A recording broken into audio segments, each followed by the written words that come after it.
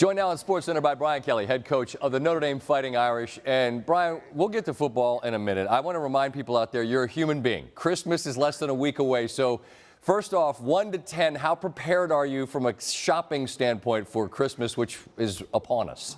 Yeah. I'll give it a 3 only because of gift cards. I have teenagers, so gift cards bail you out. For my wife, I've got some work to do.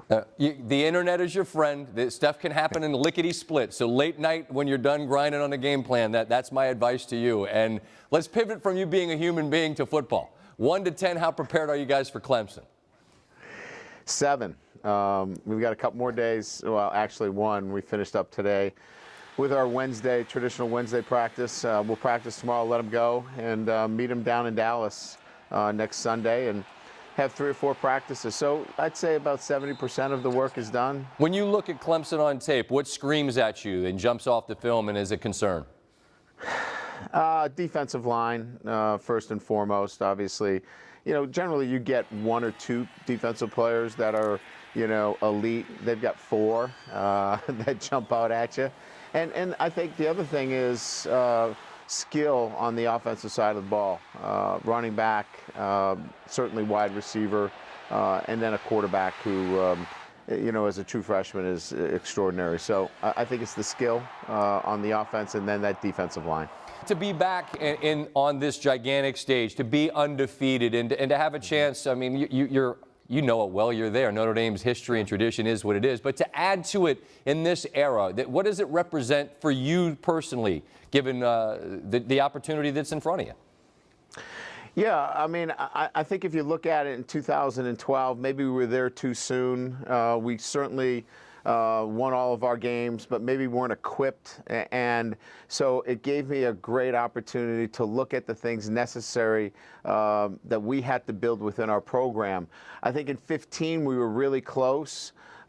We stumbled a little bit, obviously, in 16, but our foundation was solid. So now in 18 we have another chance, and I think we're so much better prepared. So when you look at it, you know, from 30,000 feet, yeah. I think 12 gave us an opportunity, gave me one, to really look at what we needed to do to bring our program to a point where we could go out and win a national championship. My guy Stanford Steve and I were talking about that Bama game in 12, and you're not the only one to play Bama and end up on the wrong end of one, but it feels like that result sticks to you guys more than maybe some others. I think that's unfair. Does it bug you at all the way that result sort of is held up like the document to define you guys?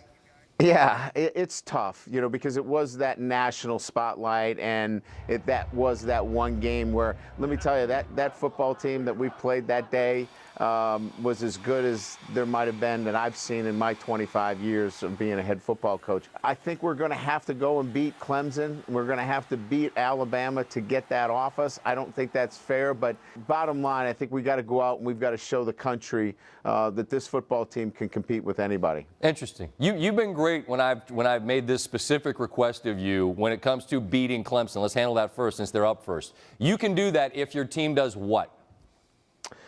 We have to make the big play and the big moments of the game. Execution, obviously, both teams are going to execute well, but I think that big play and the big moment, we're going to have to step up and make it.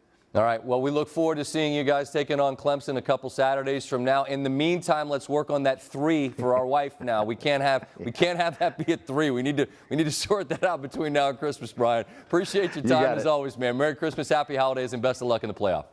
Thanks, man. Appreciate it, Scott.